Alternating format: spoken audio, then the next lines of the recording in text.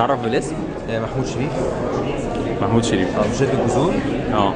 طب ايه فكرة المشروع الجديد اللي انتوا عاملينه هنا؟ فكرة المشروع إن إحنا بنعمل ألواح من الخشب باستخدام جريد النخل. جريد النخل في مصر موجود بكميات كبيرة جدا، بيطلع كل سنة والناس بتحرقه لأن ما بيبقاش له استخدام في أغلب القرى. اللي إحنا بنحاول نعمله إن إحنا بناخد جريد النخل نصنع منه ألواح من الخشب عن طريق ماكينات إحنا اللي بنصنع، يعني إحنا اللي بنصنعها، إحنا اللي عاملين التصميم بتاعها. معلش، من جليد النخل؟ أيوه. تمام. احنا الالواح الخشب اللي بتطلع دي بقى ممكن تبقى بديل للخشب اللي مصر بتستورده في مختلف الصناعات، يعني سواء صناعه الاساس او الكونستراكشن بشكل عام.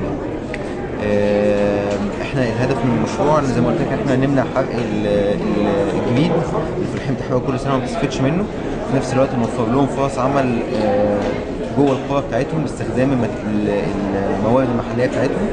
وثالث حاجه هي ان احنا يبقى عندنا بديل للخشب المستورد نقدر نديه للمصنعين، فبدل ما بياخدوا خشب من بره مصر يبقوا بيستخدموا الخشب بتاعهم. العملية دي بقى بتتم ازاي؟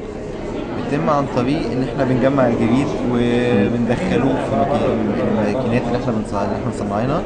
انتوا مصنعين اصلا ماكينات بتحول الجليد ده لخشب؟ فبيتقطع بشكل معين وبعدين بيتكبس مع بعض بشكل معين وبيطلع في الاخر لوح من الخشب. طب الفكره دي انا اول مره اسمع عنها، جات لكم ازاي بقى؟ احنا بدأنا الموضوع اصلا كمشروع تخرج، وكان الاستاذ بتاعنا دكتور حامد الموصلي.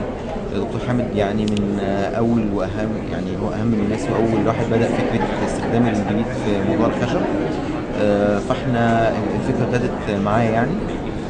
وبعدين احنا بعد كده خدنا الفكرة وخدنا المشروع حولناه لشركة لما اتخرجنا، وحولنا الموضوع لان هو يبقى بيزنس، وطورنا في التكنولوجيا اللي بنستخدمها والماكينات لحد ما بقت مناسبه ان احنا نعتمد عليها في الانتاج بكميات كبيره.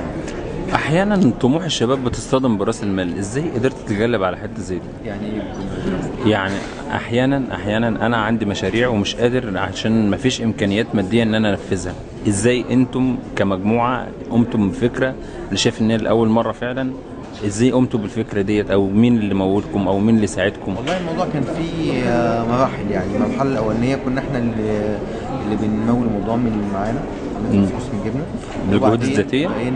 وبعدين ده مرحله صغيره جدا يعني، وبعدين بدانا دخلنا في كذا مسابقه، كسبنا الجائزه بتاعتهم، فكنا بناخد الجائزه دي ندفعها كلها في المشروع لحد ما وصلنا لمرحله ان احنا بقينا بندور على مستثمرين او يخش معانا مستثمرين ممكن هم يضخوا فلوس اكتر في المشروع. بس كده.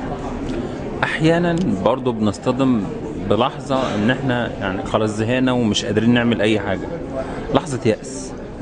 ما وصلتلكوش لحظه اليأس؟ لا طبعا، هي اللحظه دي بتيجي كتير يعني، او طول الوقت بيبقى فيه مش يأس، ولكن يمكن لما الدنيا بتبقى فيها صعوبات كتير في الشغل الواحد بيقعد يعيد تفكير هل احسن حاجه ان هو يعمل مشروع خاص بيه ويبدا كده، ولا يروح يشتغل في حاجه عاديه زي اي حد بيتخرج. بس فاللحظه دي بتيجي كتير طبعا، لكن في النهايه كان كل ما بتيجي اللحظه دي بيحصل حاجه تطوير في الشركه اكتر، او بنوصل لحاجه انجاز اكبر يعني، فده بيدينا دفعه ان احنا نكمل.